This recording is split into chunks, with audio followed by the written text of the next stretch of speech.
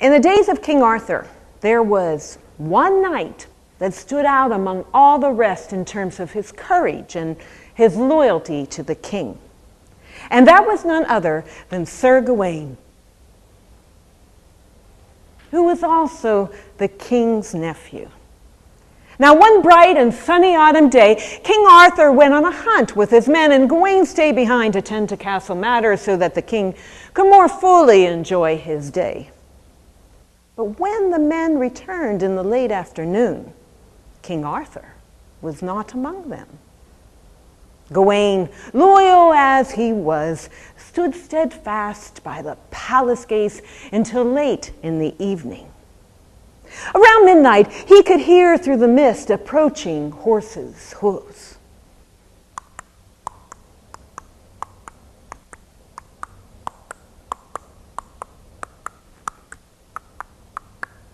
It was King Arthur who had arrived at last, but he was pale and visibly shaken. Gawain pressed him to learn what had happened. "Oh, I was on the hunt with the other men, Gawain, when I fell behind. You see, the most beautiful deer appeared before me. 10 points it was.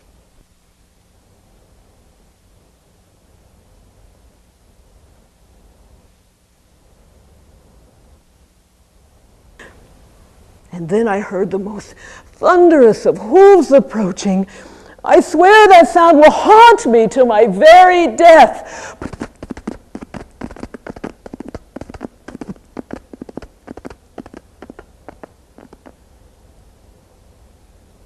And there stood above me a knight in full armor.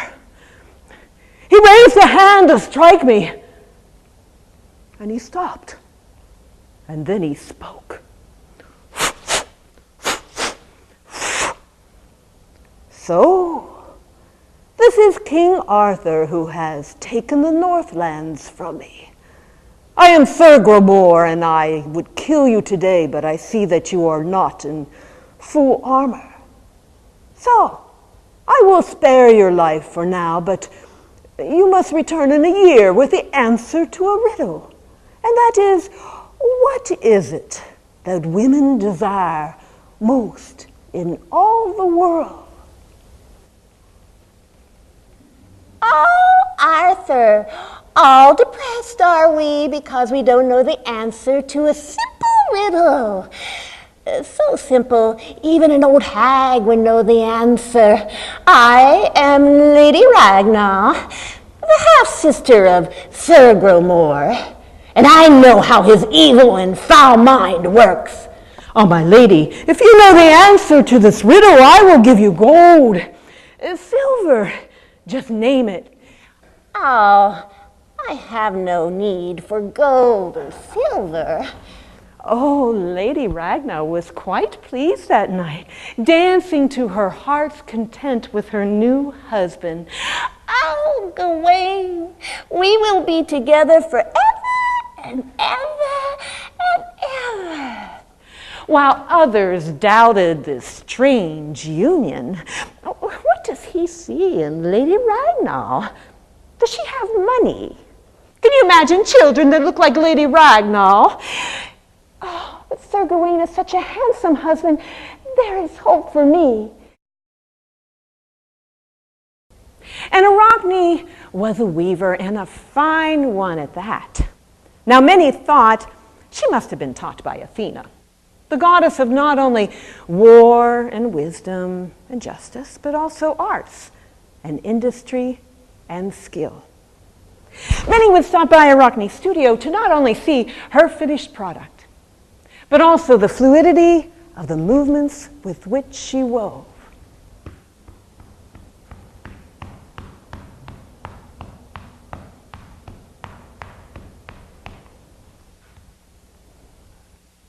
Now, when Arachne heard that she was being compared with Athena, Athena! Athena could not create such a masterpiece, nor with such elegance. Very well. For I, Athena, accept your challenge. Be prepared, Arachne, to suffer the consequences of the gods. And so it was. There was a mortal at her loom and the goddess at hers.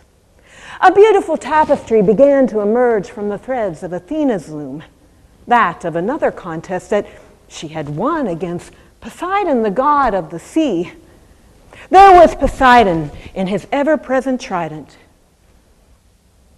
and the gift of the olive tree that Athena gave to the people, who later named a city after her.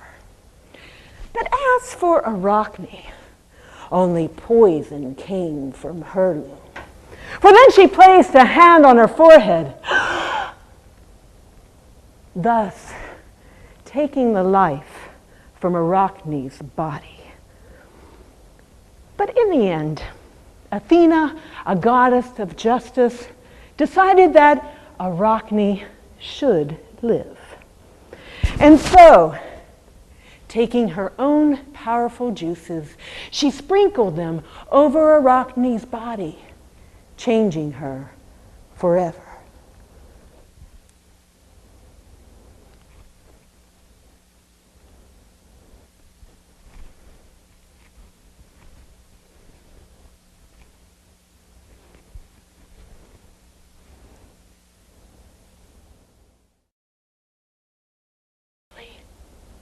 And so a wedding date was set. Now they say you never saw such a feast. 1,000 fruits were eaten. 1,000 fish were baked. A great pig was roasted. Everybody sang. The women moved in the breeze, their skirts moving like palm trees in the wind. The next morning, Lololei said to Kalea, "Come, my love, I have a surprise, for I have built us a mountain home on the Oahu." Kalea could not believe what she was hearing. Not to see the sea again, not to feel the mist on her face, how could her heart bear it? But in those days, a woman followed where her husband led, and she went with Lololei to Oahu and to the mountain home. And there she bore him 3 children. Now, one would think, with a handsome husband and beautiful children, that one would be happy, but as the days went on, the smile was erased from Kalea's face.